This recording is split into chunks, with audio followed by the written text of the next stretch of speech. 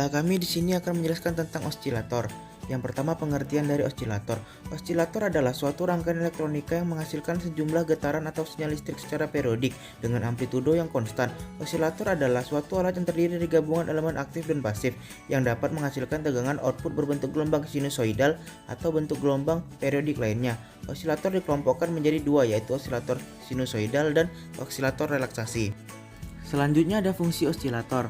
Yang pertama, fungsi osilator digunakan secara luas sebagai sumber isyarat untuk menguji suatu rangkaian elektronik. Yang kedua, fungsi osilator juga digunakan untuk mendeteksi dan menentukan jarak dengan gelombang mikro atau radar ataupun gelombang ultrasonik atau sonar. Yang ketiga yaitu pesawat penerima radio dan televisi juga menggunakan osilator untuk mengolah isyarat yang datang. Isyarat yang datang ini dicampur dengan isyarat dari osilator lokal sehingga menghasilkan isyarat pembawa informasi dengan frekuensi lebih rendah. Isyarat yang terakhir ini dikenal sebagai isyarat if atau intermediate frekuensi. Ada tiga istilah yang berkaitan erat dengan rangkaian osilator. Yang pertama adalah periodik. Periodik adalah waktu yang dibutuhkan untuk menempuh satu kali getaran atau waktu yang dibutuhkan pada satu siklus gelombang bolak-balik. Biasanya dilambangkan dengan T dengan satuan detik atau sekon. Yang kedua adalah amplitudo. Amplitudo adalah simpangan terjauh yang diukur dari titik keseimbangan dalam suatu getaran. Yang ketiga ada frekuensi. Frekuensi adalah sejumlah getaran yang dihasilkan selama satu detik. Satuan frekuensi adalah hertz. Selanjutnya yaitu prinsip rangkaian osilator. Secara umum, prinsip rangkaian osilator dibagi dua, yaitu osilator harmonisa dan osilator relaksasi. Yang pertama yaitu osilator harmonisa. Osilator harmonisa menghasilkan bentuk gelombang sinusoida. Osilator harmonisa disebut juga dengan osilator linear. Bentuk dasar osilator harmonisa terdiri dari sebuah penguat dan sebuah filter yang membentuk umpan balik positif yang menentukan frekuensi output. Prinsip osilator ini dimulai dengan adanya noise atau desa saat pertama kali power dinyalakan. Noise atau desa ini kemudian dimasukkan kembali ke input penguat dengan melalui filter tertentu. Karena hal ini terjadi berulang-ulang, maka sinyal noise akan menjadi semakin besar dan membentuk periode tertentu sesuai dengan jaringan filter yang dipasang. Periode inilah yang kemudian menjadi nilai frekuensi sebuah osilator. Macam-macam osilator dari harmonisa atau sinus. Yang pertama ada osilator Hartley. Osilator Hartley termasuk jenis osilator LC. Osilator Hartley tersusun dari dua buah induktor yang disusun seri dan sebuah kapasitor tunggal. Kelebihan osilator Hartley adalah mudahnya mengatur nilai frekuensi, yaitu dengan menempatkan sebuah kapasitor variabel pada komponen kapasitornya. Selain itu, amplitudo output osilator juga relatif tetap pada range frekuensi kerja penguat osilator. Yang kedua ada osilator Colpitts. Osilator Colpitts termasuk jenis osilator LC. Osilator Colpitts tersusun dari dua buah kapasitor yang disusun seri dan sebuah induktor tunggal. Kelebihan osilator Colpitts ini adalah mudahnya mengatur nilai frekuensi, yaitu dengan menempatkan sebuah induktor variabel pada komponen induktornya.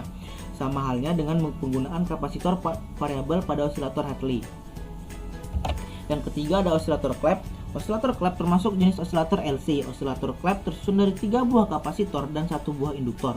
Konfigurasi osilator Clap sama dengan osilator Colpitts. Namun, ada penambahan kapasitor yang disusun seri dengan induktornya. Yang keempat ada osilator Armstrong. Osilator Armstrong ini dinamai sesuai dengan nama penemunya, yaitu Edwin Armstrong. Osilator Armstrong ini terdiri dari sebuah penguat dan sebuah umpan balik rangkaian LC. Yang kelima ada osilator pergeseran fasa. Osilator pergeseran fasa ini termasuk jenis osilator RC. Pada osilator pergeseran fasa terdapat sebuah pembalik fasa yang memiliki total 180 derajat. Yang keenam ada osilator kristal. Osilator kristal ini adalah osilator yang rangkaian resonansinya tidak menggunakan LC atau RC, melainkan sebuah kristal kuarsa. Rangkaian dalam kristal mewakili rangkaian R, L, dan C yang disusun seri. Yang terakhir ada osilator jembatan Wien. Osilator jembatan Wien ini osilator yang termasuk jenis osilator RC. Osilator jembatan Wien disebut juga osilator twin T karena menggunakan 2 T. Sirkuit RC beroperasi secara paralel. Satu rangkaian adalah sebuah RCR T yang bertindak sebagai filter low pass. Rangkaian kedua adalah CRC T yang beroperasi sebagai penyaring bernilai tinggi.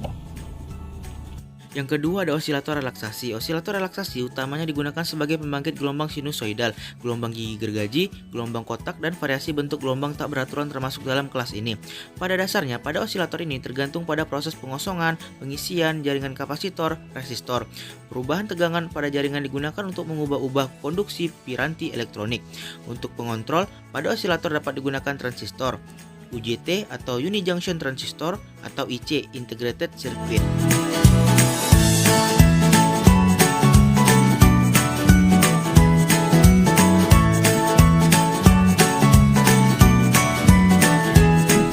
IC mewakili kelompok 6 yang akan mempresentasikan hasil kerja kelompok kami yang berjudul tentang rangkaian osilator jembatan Weng. Tanpa membuang waktu lagi, mari kita menuju TKP. Dalam membuat sebuah rangkaian, pertama-tama kita harus menyediakan atau menyiapkan alat atau bahan. Di mana alat atau bahan dalam sebuah rangkaian osilator jembatan Weng tersebut diantaranya yang pertama adalah kapasitor. Kapasitor seperti kita ketahui berfungsi sebagai menyimpan muatan listrik. Yang kedua adalah resistor, di mana kita ketahui resistor berfungsi menghambat dan mengatur arus listrik dalam sebuah rangkaian. Yang ketiga adalah baterai, di mana baterai yang kami gunakan baterai yang bertipe sel. Seperti ketahui baterai berfungsi memberikan daya dalam sebuah rangkaian.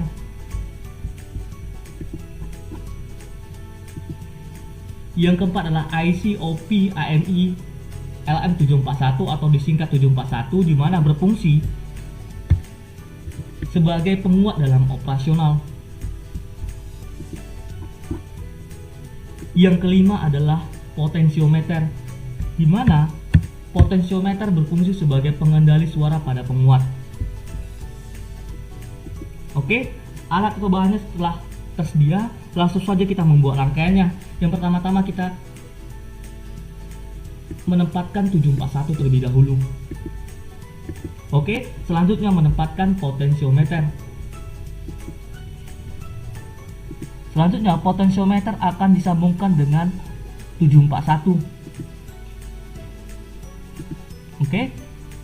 Selanjutnya kita menempatkan resistor. Lalu kita hubungkan potensiometer dengan resistor.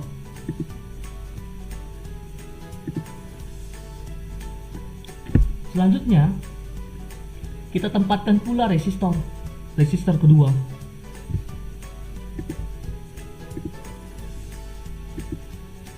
Dan hubungkan resistor kedua dengan resistor pertama. Juga kita hubungkan 741 dengan wire yang telah dihubungkan resistor pertama dengan resistor yang kedua. Selanjutnya kita tempatkan baterai atau sel. Selanjutnya kita hubungkan baterai atau sel tersebut dengan 741. Selanjutnya kita tempatkan kapasitor.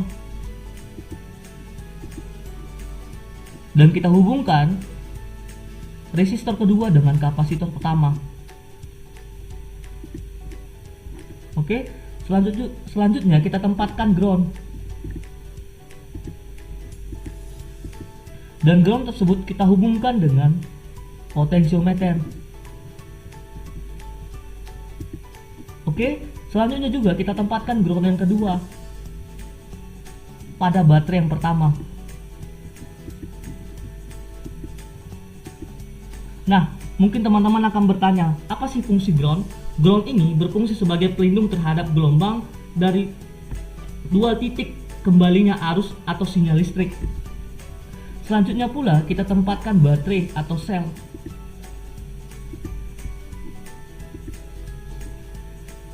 Dan kita hubungkan dengan potensiometer 741.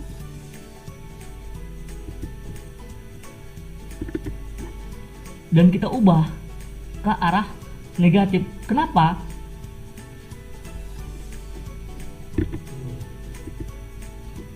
Karena 741 tersebut memberikan daya yang negatif pula.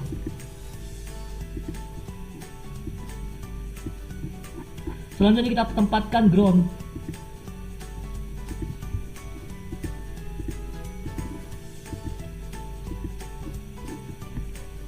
Oke, selanjutnya kita tempatkan kapasitor.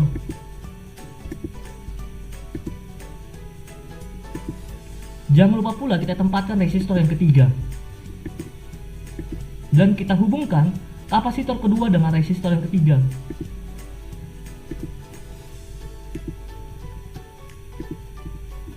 Jangan lupa pula kita hubungkan dengan ground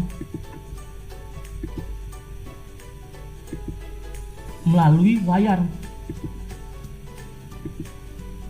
Selanjutnya, kapasitor pertama kita hubungkan dengan kapasitor kedua yang telah dihubungkan dengan resistor yang ketiga.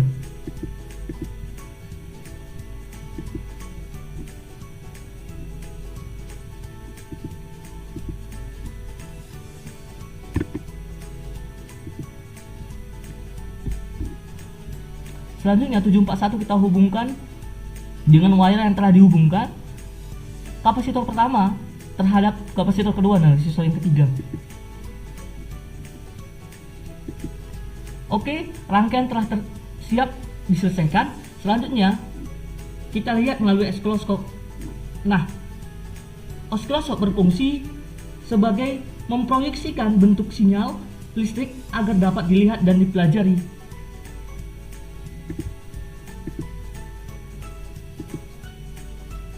Ini bebas saja, akan terdapat 4 lubang di mana dilambangkan dengan A, B, C, dan D.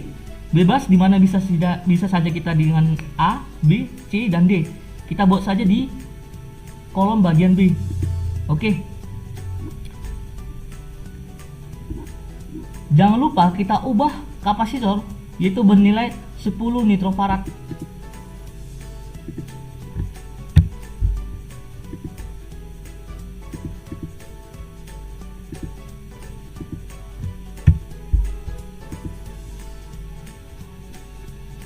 Oke, telah kita ubah. Selanjutnya kita lihat hasil rangkaiannya.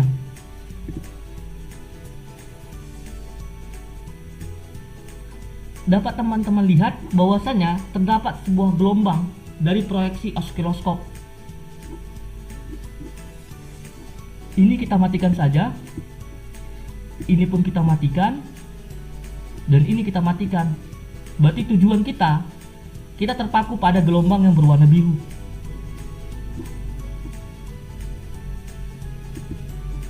Kita ubah.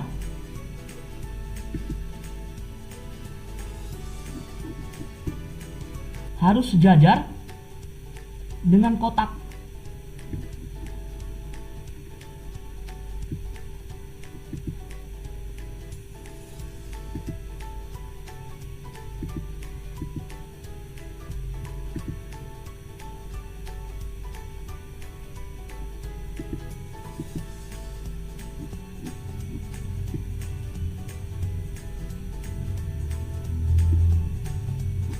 Oke, sudah sejajar.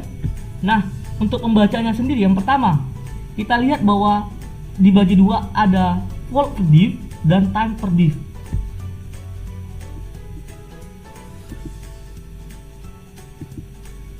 Ini yaitu time per diff, ini volt per diff.